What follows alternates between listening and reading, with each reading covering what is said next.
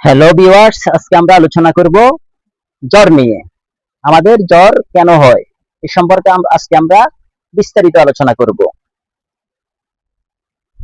জ্বর মানে ফিভার কোনো রোগ নয়, বরং এটি শরীরের একটি প্রাকৃতিক প্রতিরক্ষা ব্যবস্থা বা লক্ষণ।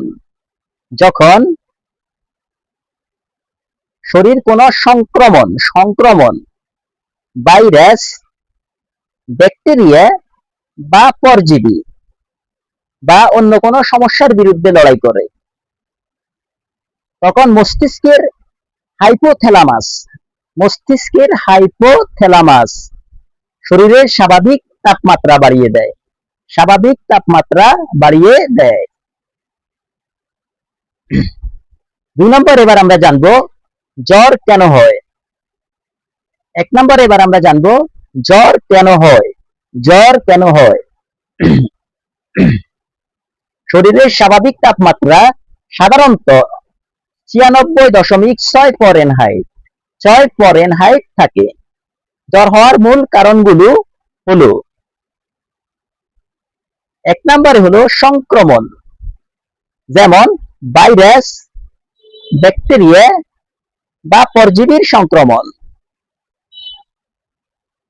2 নম্বরে হলো প্রদাহ, শরীরে অভ্যন্তরীণ সমস্যা। 3 নম্বরে হলো অন্যান্য সমস্যা, গরমের ক্লান্তি, অতিরিক্ত রোদে, নির্দিষ্ট কিছু ওষুধের পার্শ্ব প্রতিক্রিয়া।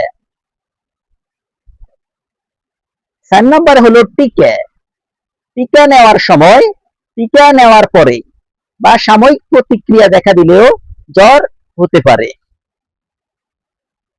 এবার আমরা জানবো 2 নম্বরে জ্বরের লক্ষণ কি কি।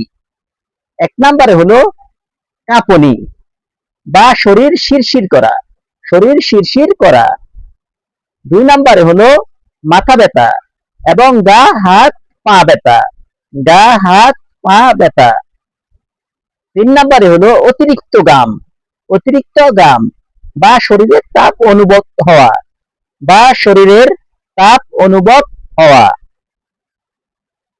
4 নম্বরে হলো অরুচি বা ক্লান্তি। 3 নম্বরে এবার আমরা জানবো কখন চিকিৎসকের পরামর্শ নিতে হবে। 1 নম্বরে হলো যদি জ্বর 103 ডিগ্রির উপরে থাকে। 2 নম্বরে হলো যদি জ্বর 3 দিনের বেশি থাকে।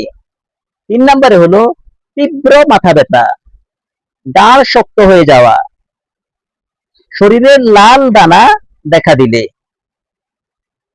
4 নম্বরে হলো শ্বাসকষ্ট বা বুকে ব্যথা হলে অবশ্যই ডাক্তারের কাছে বা চিকিৎসকের কাছে যেতে হবে। 4 নম্বরে এবার আমরা জানবো বাড়িতে কি করণীয়।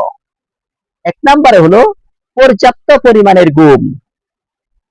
2 নম্বরে হলো প্রচুর পরিমাণে জল ও তরল খাবার পান করা। 3 নম্বরে হলো কুসুম গরম জল দিয়ে গা মুছিয়ে দেওয়া।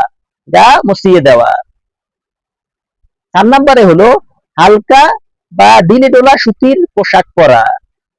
আরো জানতে ভিজিট করুন তাকওয়া মেডিসিন শপ, ইবনে সিনা হাসপাতালের নিচতলা, মাইজদি, নোয়াখালী।